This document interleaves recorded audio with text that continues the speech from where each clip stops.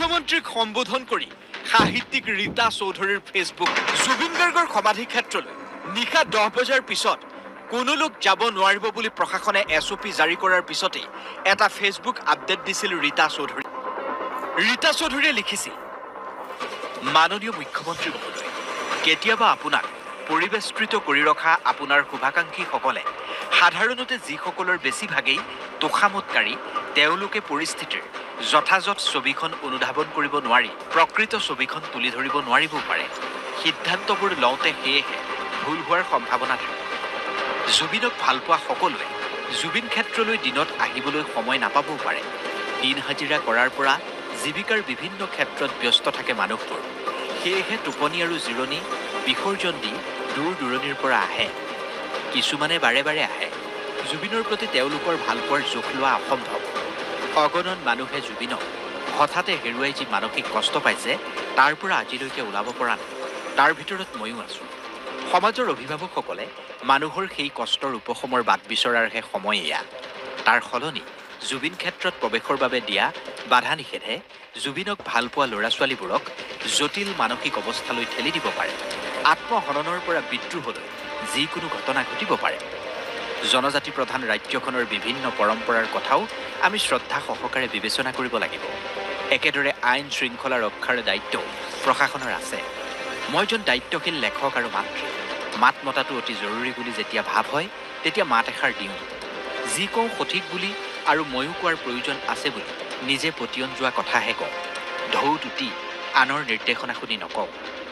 এই জটিল সময়ত সকলো ধৰণৰ ভয় ভাগি যোৱাকৈ বিষয়বোৰ আৰু বেছি জটিল কৰি নেপেলোৱাটোৱেই এই মুহূৰ্তত সঠিক সিদ্ধান্ত হ'ব বুলি ভাবোঁ। আপুনি এজন পৰিপক্ক ৰাজনীতিক। এবাৰ ভাবি চাব বুলি আশা কৰিলোঁ। জুবিন ক্ষেত্ৰত প্ৰৱেশৰ বাবে দিয়া বাধা নিষেধে জুবিনক ভালপোৱা ল'ৰা ছোৱালীবোৰক জটিল মানসিক অৱস্থালৈ ঠেলি দিব পাৰে।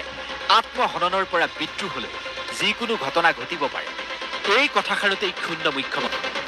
একো SOP দিয়া নাই। ৰাতি 10টাৰ পিছত কোন যাব লাগে? নাই, ৰাতি 10টাৰ পিছত অসমত কোনো কামাখ্যা মন্দিৰতো নাযায়।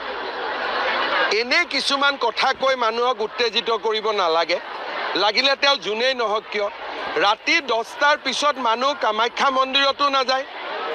10টা বজাৰ পিছত কোনো মন্দিৰত নাযায়, কোনো কলেজত নাযায়, কোনো ইউনিভাৰ্চিটিত নাযায়। ৰাতি সোণাপুৰত লোকেল মানুহ থাকেতো, তেওঁলোকে ইমান মৰমেৰে জাগাখন এৰি দিছে। এতিয়া তেওঁলোকক গোটেই ৰাতি আমি দিগদাৰি কৰি থাকিম নেকি? মোৰ ঘৰৰ কাষত সমাধি আছে, মই ইমান মৰমেৰে মাটিখিনি দিছোঁ। এতিয়া তেওঁলোকক গোটেই ৰাতি আমি কষ্ট দি থাকিম নেকি? গতিকে এইটোতো মানুহে বুজিব লাগিব যে তাত কাষত ওচৰ চুবুৰীয়াও আছে। এনে আৰু মানুহক উত্তেজিত কৰিব খুজিলেইতো নহ'ব। মই ৰীতা চৌধুৰীৰ বক্তব্যটো দেখিছোঁ, মোৰ ভাল লগা নাই কথাখিনি। কাৰণ তেওঁ আকৌ কৈছে ইয়াৰ পৰা মানসিক বেয়া হ'ব, ৰাস্তাত নামি আহিব। তাৰমানে ইনডাইৰেক্টলি মানুহক উত্তেজিত কৰি আছে। আৰু আমি উত্তেজিত কৰিব বিচৰা সকলোৰে বিৰুদ্ধে চৰকাৰ কঠোৰ হ'ব। ৰাতিপুৱা 6টাৰ পৰা 10টা ইমান সময় আছে, আৰু সময় লাগিব। মানুহ প্লেনেটৰিয়ামত নাযায়, ইউনিভাৰ্চিটিত নাযায়, ছায়েন্স মিউজিয়ামত নাযায়, কামাখ্যা মন্দিৰত নাযায়। ৰাতি 10টাৰ পিছত কোন যাব? তাৰ ওচৰ চুবুৰীয়া ল'ৰাবিলাকে পঢ়িব নালাগিব? সিহঁতি কি পঢ়া শুনা কৰিব নালাগিব? সিহঁতৰোতো এটা জীৱন আছে, যোনে মাটিখিনি মৰমত দিলে। গতিকে চৰকাৰে উত্তেজিত কৰিব পৰা শক্তিবিলাকৰ বিৰুদ্ধে কঠোৰ হ'ব। একমাহ মই মনে মনে আছিলোঁ, তাৰ মানে এইটো নুবুজায় ভূপেন হাজৰিকা সমাধিটোতো 10টা বজাৰ পিছত কোনো নাযায়। এইবিলাক অসমত কি নতুন নতুন নিয়ম আৰম্ভ কৰিব খুজিছে? জুবিনে জীয়াই থাকোঁতেতো কেতিয়াও কোৱা নাছিল যে ভূপেন হাজৰিকাৰ সমাধিটো ৰাতি 10টাৰ পিছত মুকলি কৰি দিয়ক।